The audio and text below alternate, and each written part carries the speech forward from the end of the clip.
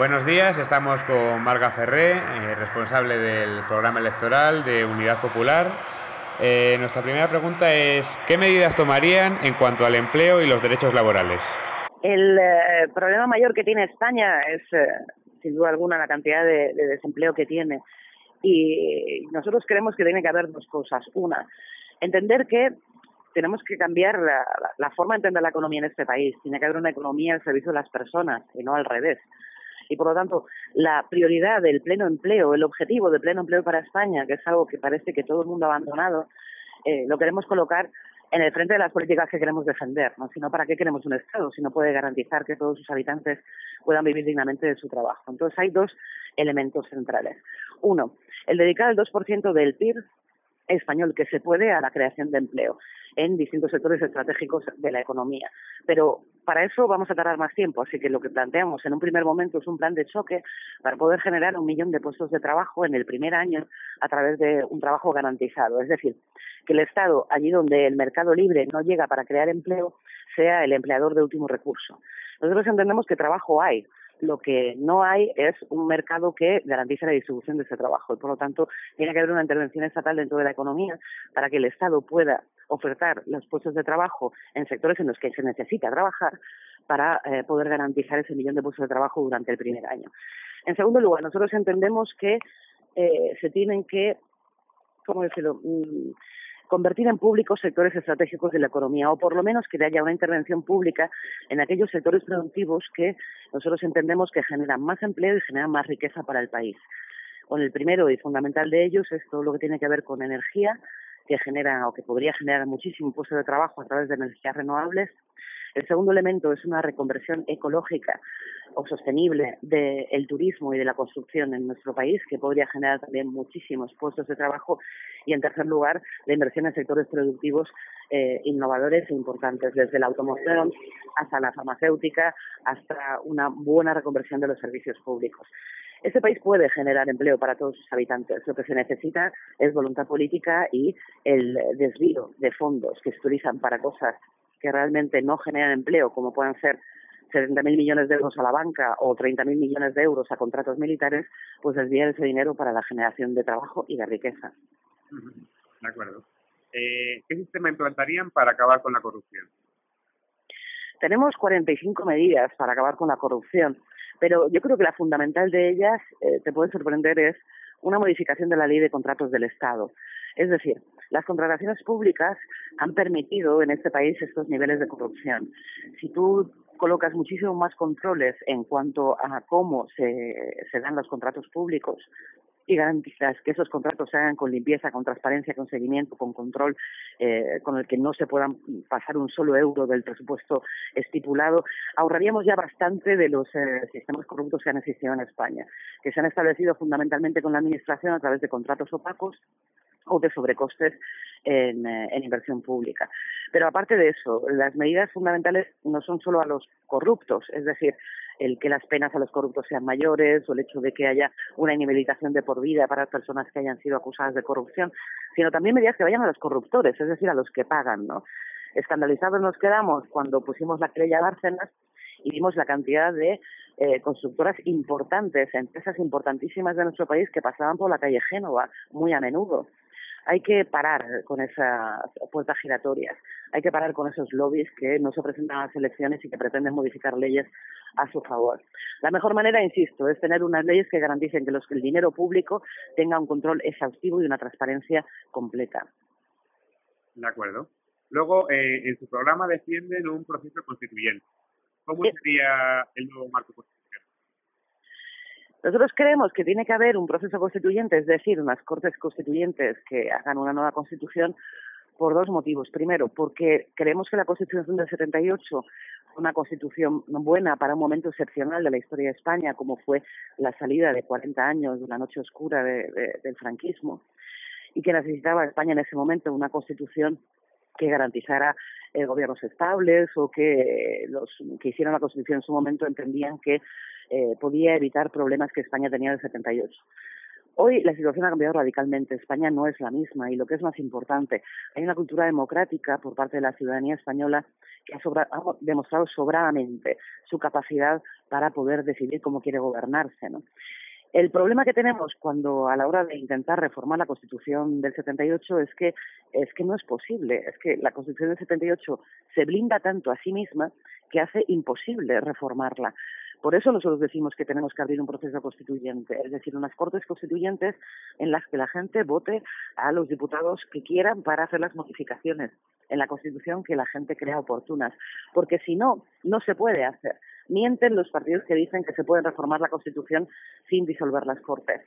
La Constitución del 78 establece dos mecanismos para modificarse a sí misma. Uno es un artículo que es el que utilizó el Partido Popular y el Partido Socialista para modificar el 135 de la Constitución y permitir que sea prioritario pagar a los bancos antes que las escuelas públicas, que no exigía, fue un truco para intentar pasar por la puerta de atrás lo que nosotros entendíamos que era una modificación sustancial de los principios constitucionales.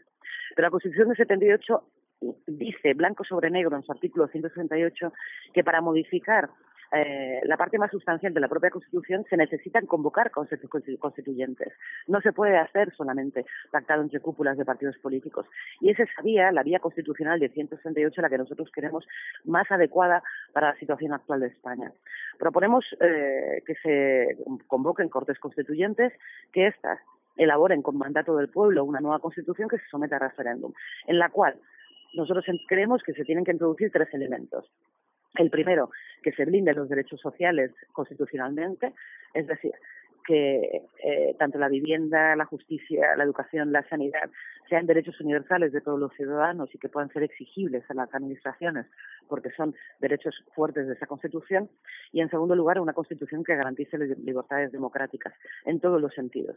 Necesitamos una democracia más avanzada, que, por supuesto, haga posible el elegir el jefe del Estado, pero también una democracia que haga más abiertos los parlamentos y que haga mucho más accesible a la población vía referéndum, iniciativas legislativas populares, vía revocatorios a los cargos públicos, la garantía de una democracia avanzada.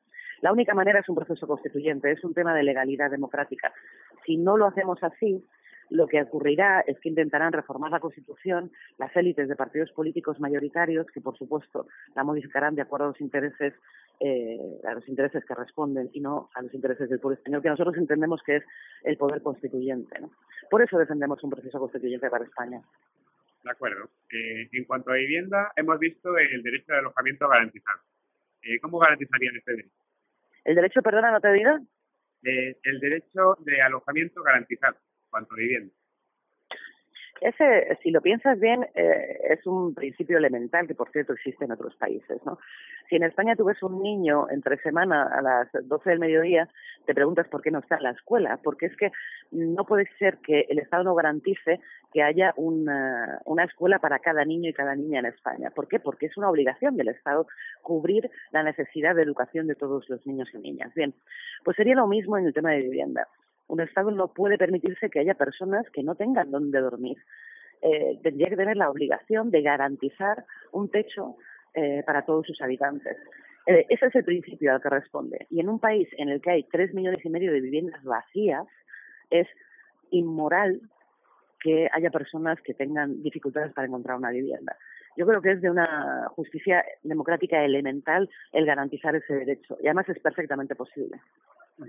De acuerdo. ¿Qué reformas realizarían en cuanto a los medios de comunicación?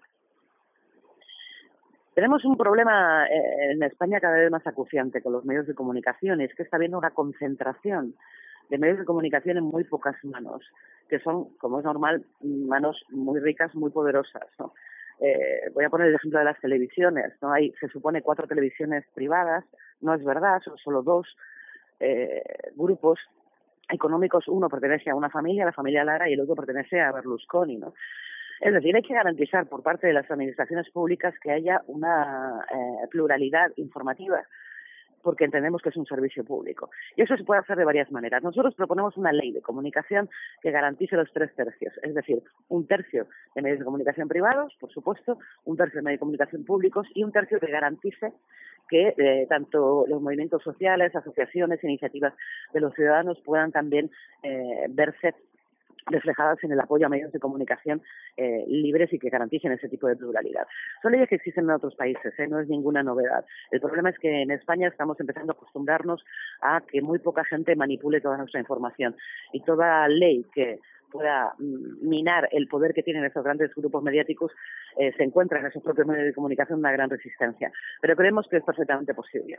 Creemos que tiene que haber medios de comunicación públicos y creemos que tienen los medios privados que garantizar la pluralidad informativa, algo que no hacen a día de hoy. Se puede hacer por ley. De acuerdo. En cuanto a la ley electoral, ¿la cambiaría? Absolutamente. Uno de los elementos, yo creo, centrales cuando surgió el movimiento 15M y reivindicaba aquello de lo llaman democracia y no lo es, y que tenían toda la razón del mundo, es que, como te decía, la Constitución del 78 premia de una manera espectacular a los partidos mayoritarios o aquellos que concentran el voto en algunas nacionalidades. La desproporción del voto en España es brutal y es algo que por higiene democrática debe corregirse. Todos los votos deben valer lo mismo y deberían haber un sistema proporcional. Nosotros no ponemos en el programa uno concreto porque hay varios que nos podrían valer y estamos dispuestos a discutirlos con quien haga falta para poder mejorar la calidad democrática en nuestro país. Lo que no puede ser es que a un partido político un escaño le cueste 175.000 votos y a otro partido político le cueste 15.000 votos. Es que es demencial la diferencia que hay y hace que haya una distorsión en el Parlamento y que este no responda a la voluntad popular. Eso es una cuestión mínima de higiene democrática en la que yo creo que muchos partidos estamos de acuerdo. La imperiosa necesidad de modificar la ley electoral. De acuerdo. ¿Cómo afrontaría Unidad Popular el problema con el independentismo catalán? España tiene un problema territorial desde hace algo así como 200 años. Es decir, el problema de Cataluña ha sido fundamentalmente la ceguera y la sordera con la que los distintos gobiernos de España, por no hablar del franquismo, ha tratado el tema catalán. Nosotros entendemos que el diálogo es bastante imprescindible. Hacer que como que no existe el problema del sentimiento independentista en Cataluña es suicida para un Estado. Nosotros creemos que una de las propuestas razonables a discutir es la propuesta de un Estado federal. Pero porque creemos que es quien mejor responde, o el modelo que mejor responde a un Estado como el nuestro, que contiene naciones, que contiene pueblos y que contiene identidades propias. Un Estado federal que puede ser no necesariamente copiar el modelo ni alemán ni el modelo estadounidense, pero sí desde luego que pueda avanzar en la autonomía de los entes federados, por supuesto basados en su libre decisión de adherirse o no, es decir, reconociendo la capacidad de un referéndum para decidirse si quieren estar o no dentro de ese Estado federal. Pero en cualquier caso entendemos que recogiendo la mejor tradición federalista en España, que tiene más de 150 años, proponer esta medida encima de la mesa para discutirla con los catalanes sería una de las salidas que nosotros creemos necesarias e imprescindibles para resolver de una vez por todas el modelo territorial español. Uh-huh. Ante la amenaza yihadista, ¿cuál cree que sería el mejor problema? La mejor solución. Yo creo que frente a los fanáticos siempre la tolerancia y la democracia es la mejor vacuna, ¿no? Con diferencia. Lo que tenemos muy claro es que la salida no puede ser una salida más armamentista, más violenta o que genere más guerras, ¿no? Ir a la raíz del problema yihadista significa entender cosas muy sucias y cosas muy difíciles de entender. Nosotros nos preguntamos quién financia a los yihadistas, quién les compra el petróleo, cómo se ha mirado tanto hacia otro lado con el problema kurdo. Es decir, la hipocresía que ha habido con el tema de Siria ha generado una situación insostenible en la que unos locos fanáticos cometen crímenes con semejante impunidad, ¿no? Atacar la raíz del problema significa entender que tenemos un problema en Oriente Medio, que tenemos un problema en Siria y que se tiene que resolver sobre la base de la política, de la diplomacia y de los derechos humanos. Lo que no estamos dispuestos es a ceder derechos a cambio de seguridad bajo la amenaza yihadista. Nosotros creemos que todo lo contrario. A más derecho y más democracia, menos fanáticos y menos locos de este calibre que pretenden imponer al resto del mundo de una manera violenta unas ideas que nosotros consideramos antitéticas a las que defendemos. Pero insisto, también hay que denunciar a aquellos gobiernos que miran para otro lado o que de manera hipócrita dicen que atacan el yihadismo y con la otra puerta les compran el petróleo o les financian con sus armas. Hay que acabar con ese tipo de hipocresía y, insisto, con más democracia y con más derechos y respetando los derechos humanos entendemos que es la vía para poder acabar con los fanáticos. De acuerdo. La siguiente pregunta es ¿qué puede ofrecer Unidad Popular que ningún otro partido pueda ofrecer y por lo tanto por qué deben los ciudadanos votarles el 20 de diciembre? Yo creo por varios motivos. O sea, uno de ellos es las propuestas políticas y las personas que defienden las propuestas políticas de Izquierda Unida, Unidad Popular, lo que puedo asegurarte es que son personas valientes, coherentes, muy comprometidas y que no se van a dejar comprar ni cambiar de opinión ni porque las encuestas lo digan ni porque haya grupos ni mediáticos ni económicos que presionen de una u otra manera. Necesitamos gente valiente en este Parlamento y necesitamos gente que defienda a los de abajo. Las candidaturas de Unidad Popular, Alberto Garzón a la cabeza, son la garantía de que se van a defender en el Parlamento los derechos de los trabajadores y los derechos de las clases populares. Y uno de los elementos centrales, yo creo, es que creo que todo el mundo comparte, es que Alberto Garzón es una vacuna contra la derecha y contra medidas regresivas. El que esté en el Parlamento con un grupo parlamentario amplio que pueda apoyar y defender, insisto, los intereses de los trabajadores y de las clases populares es una garantía de que este país no vaya hacia atrás, sino vaya hacia adelante. A mí me parece un voto coherente, razonable y valiente, y es por eso por el que lo pedimos. De acuerdo. Y nuestra última pregunta es que si pudiesen realizar una pregunta a otro partido, ¿qué le preguntaría? ¿Puedo elegir el partido? Sí, sí, sí. Yo le preguntaría a Ciudadanos quién los financia. De acuerdo. Y ahí lo dejo. De acuerdo. Pues muchas gracias por la entrevista.